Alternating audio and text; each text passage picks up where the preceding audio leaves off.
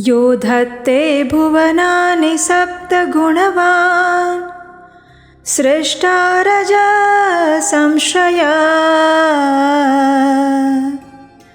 संहर्ता तमसान्वितो गुणवतीं मायामतेऽत्यस्थितः सत्यानन्दमनन्तबोधममलं ब्रह्मादिसंज्ञास्पदम् नित्यं सत्त्वसमन्वयादधिगतं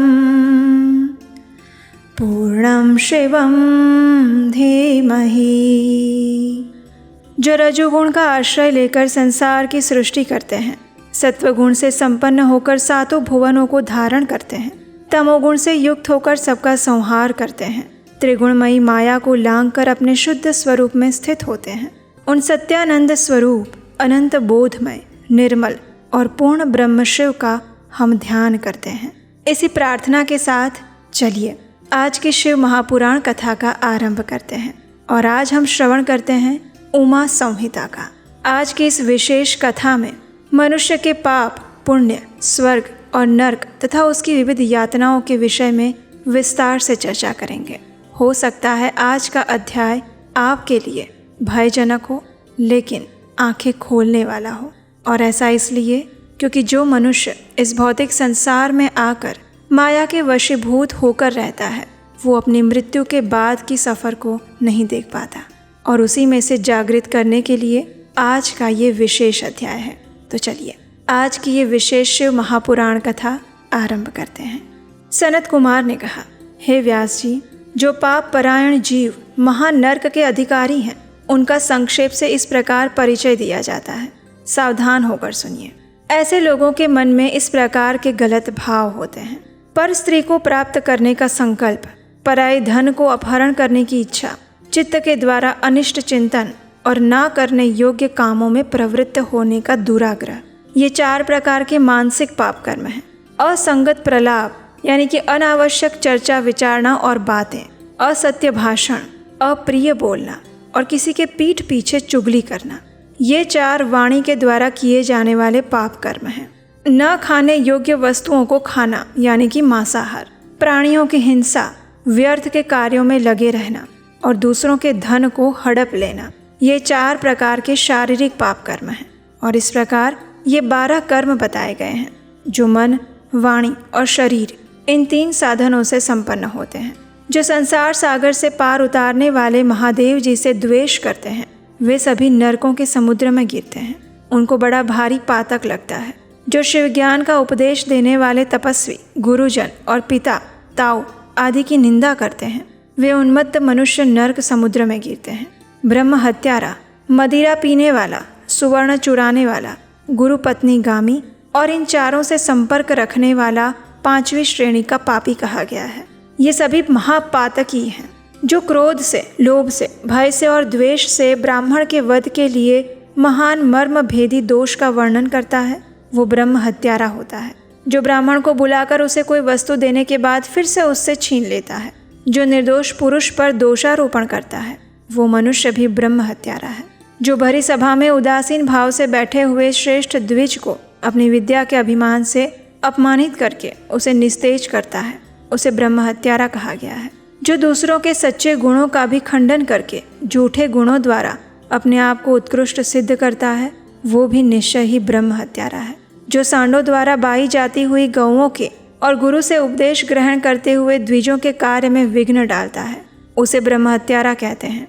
जो देवताओं, ब्राह्मणों और गौओं के उपयोग के लिए दी गई भूमि को हर लेता है, वो ब्रह्म हत्यारा है। देवता और ब्राह्मण के धन को हर लेना, अन्याय से धन कमाना ब्रह्म हत्या के समान ही पातक जानना चाहिए। जिस किसी व्रत, नियम और यज्ञ को ग्रहण करने के बाद उसे त्याग देना और 5 महायज्ञों का अनुष्ठान ना करना मदिरा पान के समान पातक बताया है। पिता और माता को त्याग देना, झूठी गवाही देना, ब्राह्मण से झूठा वादा करना, शिव भक्तों को मांस खिलाना और अभक्ष्य वस्तु का भक्षण करना, ये सभी ब्रह्म हत्या के समान पाप हैं। साधु पुरुषों को चाहिए कि वो ब्राह्मण के धन को त्याग दें, उसे धर्म के कार्य में भी ना लगाएं, अन्यथा ब्रह्म हत्या का दोष लगता है। गौओं के मार्ग में, वन में, गांव में जो लोग आग लगाते हैं वे भी ब्रह्म हत्या करते हैं। ब्राह्मण के द्रव्य का अपहरण करना, पैतृक संपत्ति के बंटवारे में उलट फेर करना और दूसरों की संपत्ति हड़प लेना, अत्यंत अभिमान करना और अधिक क्रोध करना, पाखंड फैलाना, कृतज्ञता करना, विषयों में अत्यंत आसक्त रहना, कंजूसी करना, सत्पुरुषों से द्वेष रखना, पर स्त्री समागम करना, श्रेष्ठ कुल की कन्याओं को कलंकित करना, यज्ञ, बाग बगीचे, सरोवर और स्त्री पुरुषों का विक्रय करना, उन्हें बेचना, तीर्थ यात्रा, उपवास और व्रत तथा उपनयन आदि का सौदा करना, स्त्री के धन से जीविका चलाना, स्त्रियों के अत्यंत वशीभूत रहना, स्त्रियों की रक्षा ना करना और छल से पराई स्त्रियों का सेवन करना, ब्रह्मचर्य व्रतों को त्याग देना, दूसरों के आचार का सेवन करना, असत शास्त्रों का अध्ययन करना, सूखे तर्क का सहारा लेना, देवता, अग्नि, गुरु, साधु और ब्राह्मण की निंदा करना, पितृयज्ञ और देवयज्ञ को त्याग देना, अपने कर्मों का परित्याग करना, बुरे स्वभाव को अपनाना, नास्तिक हो जाना, पापों में लगे रहना और सदा झूठ बोलना। इस प्रकार के पापों से युक्त होकर स्त्री पुरुषों को उपपातकी कहा गया है। जो मनुष्य गौओं, ब्राह्मण कन्याओं, स्वामी, मित्र और तपस्वी महात्माओं के कार्य नष्ट कर देते हैं वे नरकगामी माने गए हैं। जो ब्राह्मणों को दुख देते हैं, उन्हें मारने के लिए शस्त्र उठाते हैं, जो द्विज होकर शूद्रों की सेवा करते हैं और जो कामवश होकर मदिरा पान करते हैं, जो पाप परायण, क्रूर और हिंसा के प्रेमी हैं, जो गौशाला में, अग्नि में, जल में, सड़कों पर, पेड़ों की छाया में, पर्वतों पर, बगीचों में और देव मंदिरों के आसपास मल मूत्र का त्याग करते हैं, जो बांस, ईंट, पत्थर, काष्ठ, सिंग और कीलों द्वारा रास्ता रूंध लेते हैं, रोक लेते हैं, जो दूसरों के खेत आदि की सीमा मिटा देते हैं, जो छल से शासन करते हैं, छल कपट के कार्यों में लगे रहते हैं और किसी को ठग कर लाए हुए पाक, अन्न और वस्त्रों का छल से उपयोग करते हैं, जो स्त्री, पुत्र, मित्र, बाल, वृद्ध, दुर्बल, आतुर, भृत्य, अतिथि और बंधुजनों को भूखे छोड़कर स्वयं पहले खा लेते हैं, जो अजितेंद्रिय पुरुष और स्वयं नियमों को ग्रहण करके फिर उन्हें त्याग देते हैं, संन्यास धारण करने के बाद फिर से घर बसा लेते हैं, जो शिव प्रतिमा का भेदन करते हैं, गौओं को क्रूरतापूर्वक मारते हैं और बार बार उनका दमन करते हैं, दुर्बल पशुओं का पोषण नहीं करते और जो सदा उन्हें छोड़ देते हैं, अधिक भार लाद कर उन्हें पीड़ा देते हैं, सहन न होने पर भी बलपूर्वक उन्हें हल या गाड़ी में जोतते हैं अथवा उनसे असह्य बोझ खिंचवाते हैं, जो उन पशुओं को खिलाए बिना ही भार ढोने या हल खींचने में लगा देते हैं, बंधे हुए भूखे पशु को चरने के लिए नहीं छोड़ते और जो भार से घायल, रोग से पीड़ित और भूख से आतुर गाय बैलों का यत्नपूर्वक पालन नहीं करते वे सब के सब गौहत्यारे और नरकगामी माने गए हैं। जो पापिष्ठ मनुष्य बैलों के अंडकोश कुटवाते हैं और बंधिया गाय को जोतते हैं वे महानारकी हैं। जो औचित्य की सीमा को लांघकर मनमाना कर वसूल करता है और दूसरों को दंड देने में रुचि रखता है वो राजा नरक में पकाया जाता है। जिस राजा के राज्य में प्रजा घूसखोरों, अपनी रुचि के अनुसार कम दाम देकर अधिक कीमत का माल लेने वाले अधिकारियों और चोर डाकुओं से अधिक सताई जाती है वो राजा भी नरकों में पकाया जाता है। पराई स्त्रियों के साथ व्यभिचार और चोरी करने वाले प्रचंड पुरुषों को जो पाप लगता है वही पर स्त्रीगामी राजा को भी लगता है। जो साधु को चोर और चोर को साधु समझता है और बिना विचारे ही निरपराध को प्राण दंड दे देता है ऐसा राजा नरक में पड़ता है। जिस किसी पराये द्रव्य को सरसों बराबर भी चुरा लेने पर मनुष्य नरक में गिरते हैं इसमें कोई संशय नहीं। इस प्रकार के पापों से युक्त मनुष्य मरने के बाद यातना भोगने के लिए नया शरीर प्राप्त करता है और उसमें संपूर्ण आकार अभिव्यक्त रहते हैं और इसीलिए किए हुए पापों का प्रायश्चित अवश्य करना चाहिए, अन्यथा 100 करोड़ कल्पों में भी बिना भोगे हुए पाप का नाश नहीं हो सकता। जो मन, वाणी और शरीर द्वारा स्वयं पाप करता है, दूसरों से करवाता है और किसी के दुष्कर्म का अनुमोदन करता है उसके लिए पाप गति नरक ही फल है। हे व्यासदेव, मनुष्य 4 प्रकार के पापों से यमलोक में जाता है। यमलोक अत्यंत भयदायक और भयंकर है। वहाँ सभी देहधारियों को विवश होकर जाना पड़ता है। कोई ऐसे प्राणी नहीं जो यमलोक में ना जाते हो।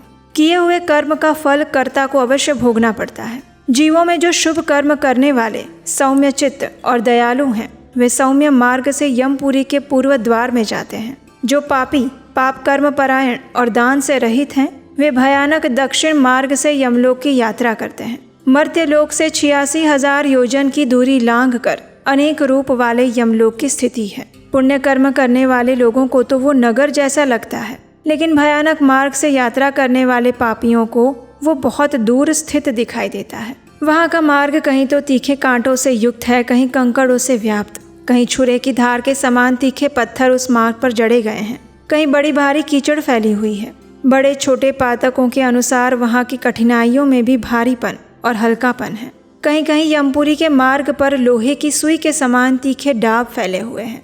उसके बाद यमपुरी के मार्ग की भीषण यातनाओं और कष्टों का वर्णन करते हुए सनत कुमार आगे कहते हैं, हे व्यास जी, जिन्होंने कभी दान नहीं दिया है वे लोग ही इस प्रकार दुख उठाते हैं और सुख की याचना करते हुए उसे मार्ग पर जाते हैं। जिन्होंने पहले से दान रूपी पाथेय ले रखा है वे सुखपूर्वक यमलोक की यात्रा करते हैं।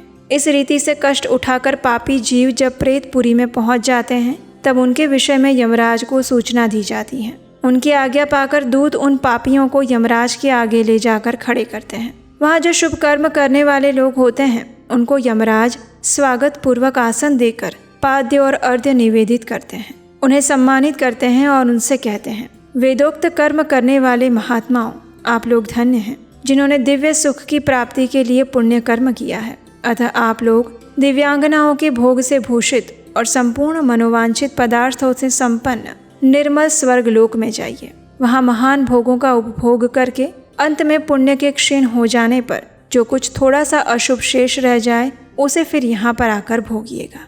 जो धर्मात्मा मनुष्य होते हैं वे मानो यमराज के लिए मित्र के समान हैं। वे यमराज को सुखपूर्वक सौम्य धर्मराज के रूप में देखते हैं, लेकिन जो क्रूर कर्म करने वाले होते हैं वे यमराज को भयानक रूप में देखते हैं। उनकी दृष्टि में यमराज का मुख दाढ़ों के कारण विकराल जान पड़ता है। नेत्र टेढ़ी भौं से युक्त प्रतीत होते हैं। उनके केश ऊपर को उठे होते हैं। दाढ़ी मूछ बड़ी बड़ी होती है। ओष्ठ ऊपर की ओर फड़कते रहते हैं। उनके 18 भुजाएं होती हैं। वे कुपित और काले कोयले के ढेर से दिखाई देते हैं। उनके हाथों में सब प्रकार के अस्त्र शस्त्र उठे होते हैं। वे सब प्रकार के दंड का भय दिखाकर उन पापियों को डांटते हैं।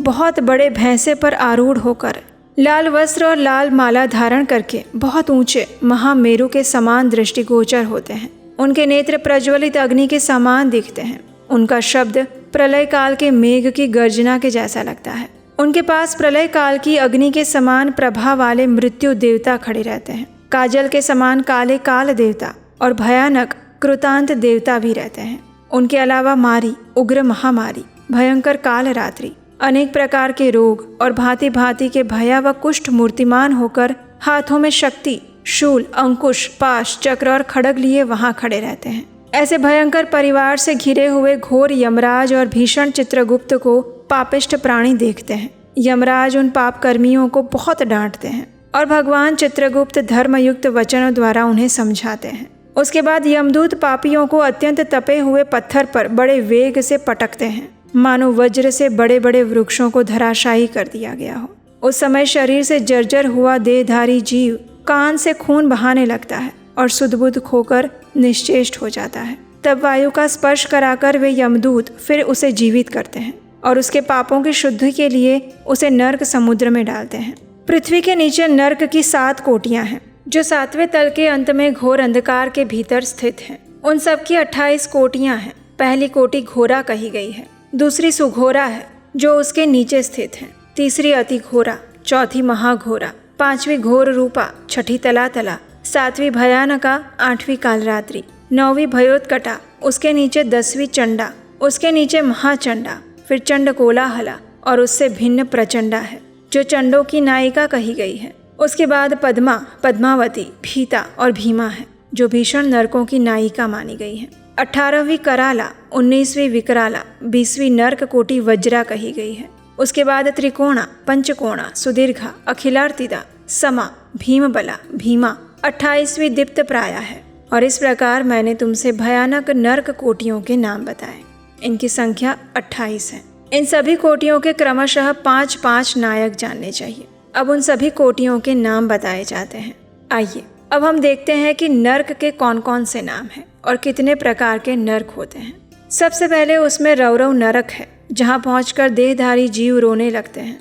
महारौरव की पीड़ा से तो महान पुरुष भी रो देते हैं। इसके बाद शीत और उष्ण नामक नर्क हैं। फिर सुघोर हैं, रौरव से सुघोर तक आदि के 5 नर्क नायक माने गए हैं। इसके बाद सुमहातीक्ष्ण, संजीवन, महातम, विलोम, विलोप, कंटक, तीव्रवेग, कराल, विकराल, प्रकंपन, महावक्र, काल, कालसूत्र, प्रगर्जन, सुचिमुख, सुनेति, खादक, सुप्रपीडन, कुंभीपाक, सुपाक, क्रकच, अति दारुण, अंगार राशि भवन, मेरु, असुप्रहित, तीक्ष्णतुंड, शकुनी, महासंवर्तक, क्रतु, तप्त जंतु, पंकलेप, प्रतिमास, त्रबुद्भव, उच्छ्वास, सुनिरुच्छ्वास, सुदीर्घ, कूटशालमली, धुरिष्ट, सुमहावाद, प्रवाद, सुप्रतापन, मेघ, वृष, शाल्व, सिंहमुख, व्याघ्रमुख, गजमुख, कुकुरमुख, सुकरमुख, अजमुख, महिषमुख, घूकमुख, कोकमुख, वृकमुख, ग्राह, कुंभिनस, नक्र, सर्प, कूर्म, काक, गृध, उलुक, हलौक, शार्दूल, क्रथ,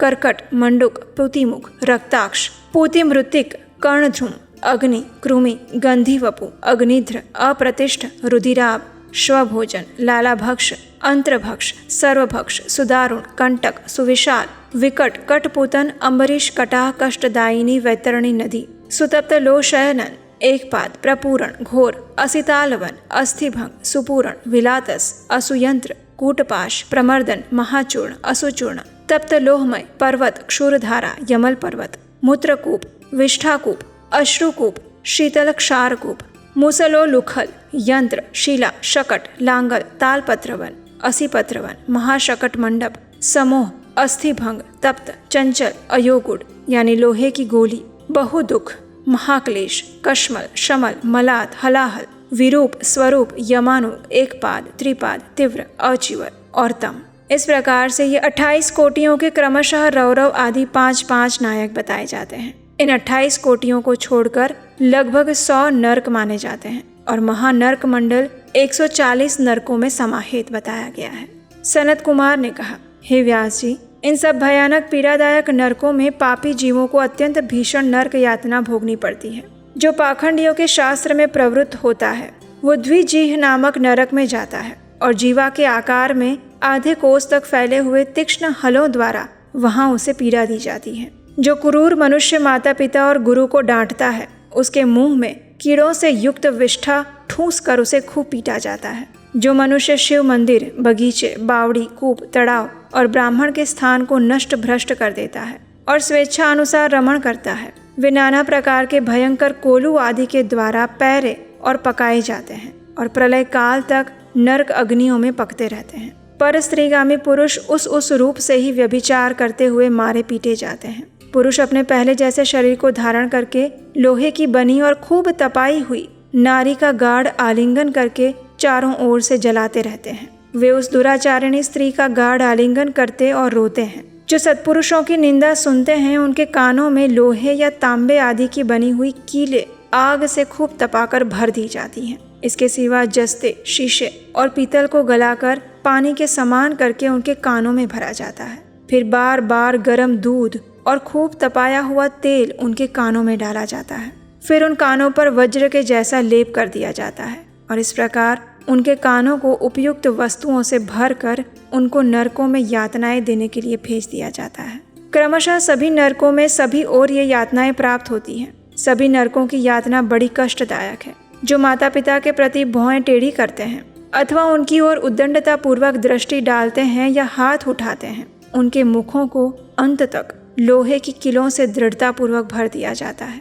जो मनुष्य लोभ युक्त होकर स्त्रियों की ओर अपलक दृष्टि से देखता है, पर स्त्री के साथ दुर्व्यवहार करता है, उनकी आंखों में तपाकर आग के समान लाल की हुई सुइयां भर दी जाती हैं। जो देवता, अग्नि, गुरु और ब्राह्मणों को अग्रभाग निवेदित किए बिना ही भोजन कर लेता है, उसकी जीवा और मुख में लोहे की सैकड़ों कीलें तपाकर ठूस दी जाती हैं। जो धर्म का उपदेश करने वाले महात्मा कथावाचक की निंदा करते हैं, देवता, अग्नि और गुरु के भक्तों की और सनातन धर्मशास्त्र की खिल्लियां उड़ाते हैं, उनकी छाती, कंठ, जीवा, दांतों की संधि, तालू, ओठ, नासिका, मस्तक और संपूर्ण अंगों की संधियों में आग के समान तपाई हुई 3 शाखा वाली लोहे की किलें मुदगरों से ठोकी जाती हैं और उस समय उन्हें बहुत कष्ट होता है।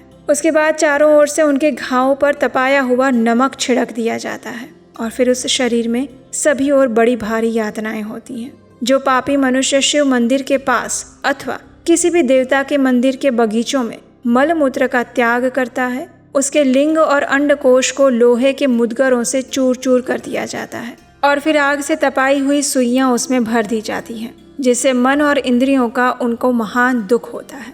जो धन रहते हुए भी लोभ और लालच के कारण उसका दान नहीं करते हैं और भोजन के समय घर पर आए हुए अतिथि का अनादर करते हैं, वे पाप का फल पाकर अपवित्र नरक में गिरते हैं। जो कुत्तों और गायों को उनका भाग अर्थात बलि ना देकर स्वयं भोजन करते हैं, उनके खुले हुए मुंह में 2 कीलें ठोक दी जाती हैं। जो लोग यत्न पूर्वक भगवान की पूजा करके विधिवत अग्नि में आहुति देकर शिव संबंधी मंत्रों द्वारा बलि समर्पित करते हैं, वे यमराज को नहीं देखते और स्वर्ग में जाते हैं। और इसलिए प्रत्येक दिन भगवान को अर्पित किया हुआ भोजन प्रसाद ही स्वीकार करना चाहिए। भगवान के लिए अर्पित भोग ही खाने योग्य होता है। भोजन करने से पहले द्वार पर खड़े होकर अतिथि की प्रतीक्षा करें। अगर कुछ समय में कोई अतिथि न आए, फिर भी उसे प्रयत्न पूर्वक वो प्रतीक्षा करनी चाहिए। अगर कोई भूख से पीड़ित अतिथि या उसी गांव का निवासी पुरुष मिल जाए तो उसे अपने भोजन से पहले यथाशक्ति शुभ अन्न का भोजन कराएं। जिसके घर से अतिथि निराश होकर लौटता है, उसे वो अपना पाप देकर बदले में उसका पुण्य लेकर चला जाता है। तो ये थी पाप और पुण्य के विषय में बताने वाली विभिन्न यातनाएं, उसके फल और यमलोक का वर्णन। इसी कथा को आगे बढ़ाते हुए व्यास देव जी यमलोक के मार्ग में सुविधा देने वाले कौन कौन से दान होते हैं और कौन से कर्म होते हैं, अब उसके विषय में चर्चा करेंगे और वो हम सुनेंगे हमारे शिव महापुराण कथा की अगली कड़ी में, कल प्रातःकाल, और कहीं नहीं, आपके अपने चैनल उपदेशाष्टकम पर। इसलिए अगर सब्सक्राइब नहीं किया है तो जल्दी से कर लीजिए और आज का ये विशेष वीडियो सभी लोगों को शेयर कर दीजिए ताकि वो हमारे शास्त्र और धर्म पूर्वक नियमों का पालन करते हुए अपने जीवन को सार्थक कर सकें और यम की यातनाओं से अपने आप को बचा सकें। हरे कृष्ण।